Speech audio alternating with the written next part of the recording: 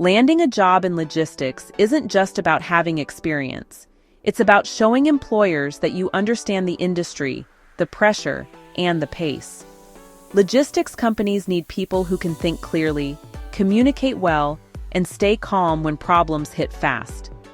Whether someone is applying for a dispatch position, warehouse operations, fleet management, customer coordination, or a driving job, these principles will help you stand out.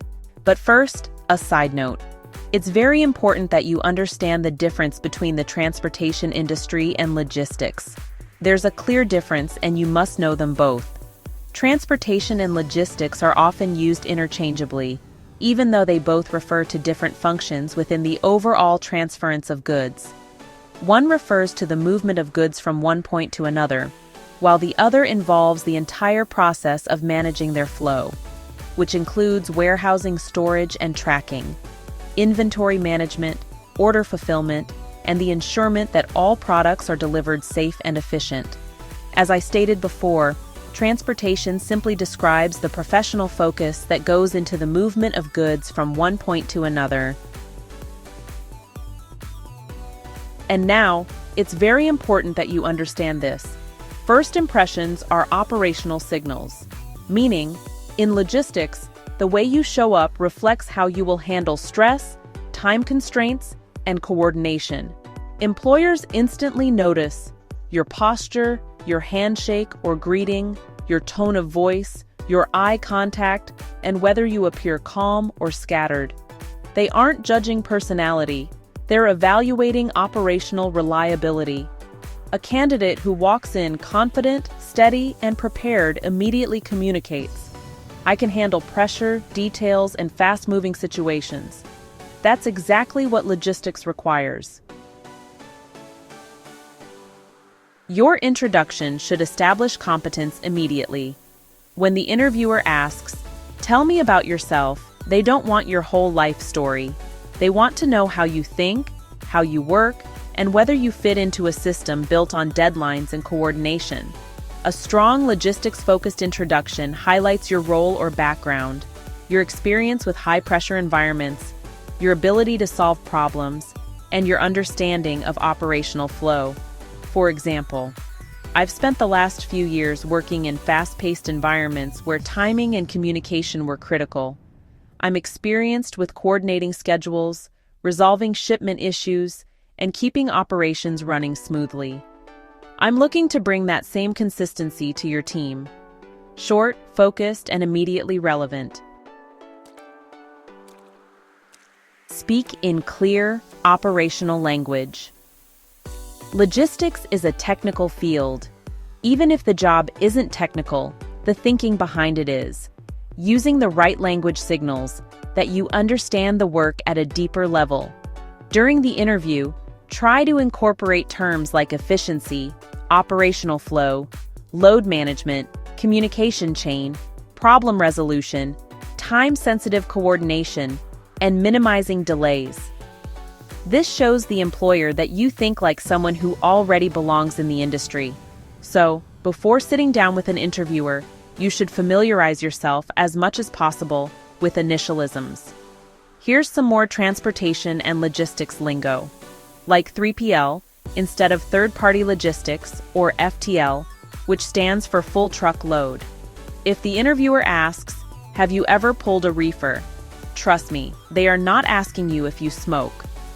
LTL, less than truckload, you must know what a BOL is, bill of lading.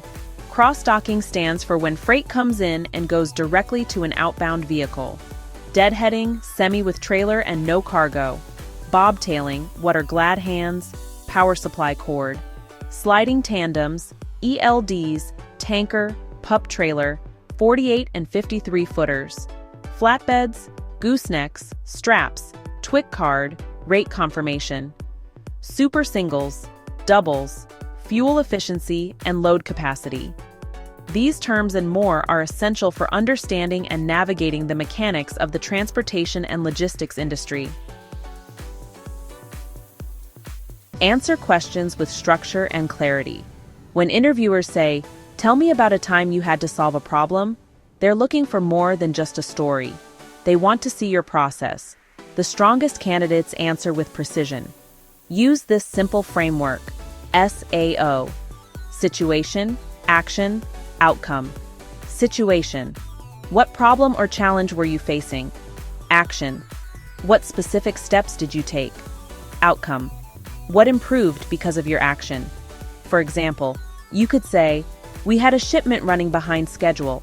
I contacted dispatch, informed the customer proactively, adjusted our internal schedule, and kept communication updated until delivery. We maintained service standards and preserved the account." This style of answering shows the interviewer that you stay calm, you take ownership, you communicate when it matters, and you understand the chain of consequences. That's exactly what logistics companies depend on. Show that you stay level-headed when things go wrong. Every logistics job involves moments of pressure, delayed freight, miscommunication, accidents, customer time windows, weather delays, driver shortages, and system failures. Interviewers want to know, do you stay focused or do you fall apart? Give examples that show you stay composed, you communicate clearly, you find solutions instead of blame, and you maintain professionalism even when stressed. This is honestly one of the most valuable traits in the entire industry. Towards the end, they will ask you this: do you have any questions for us? When the interviewer positions this stage before you, the worst thing you can do is say no. It shows that you have not done your research on the company, are not truly interested in the position, or unenthused with their offer, leaving them with the space to see you as a bad investment. It's important, once again, to remember that the interview is not over. This moment may seem less stressful or informal, but it's still very much a part of the hiring process. How you conduct yourself here will factor into their final decision. So, stay professional. This is another opportunity for you to sell yourself as the best candidate. It's very essential that you have at least 5 in readiness. This will ensure that your questions are practical and bear importance to the company and their success. Here's an example. Do you have any questions for us? With confidence, say, "Yes, I do." Then open your folder, look at your prepared list, then with eye contact, speak. In what ways does the company support development and/or career growth? How would you describe the company's culture? Why did you choose to come and work for this company? What is your favorite thing about the company? What do you have in place to ensure connection and engagements with employees? Where do you see this company in the next 5 to 10 years? What will you be looking for from me within my first 90 days? Lastly, what are the next steps in the hiring process, and how soon should I expect to hear from you? After each question you ask, make sure you sit attentively and listen, because the interviewer may just paraphrase your question back at you. But asking these questions show competency, leadership, and the ability to communicate clearly. Close the interview with professional confidence. Most candidates end weakly, with a generic thank you, but logistics rewards those who take initiative. A strong closing statement might sound like this, and remember to communicate this statement effectively.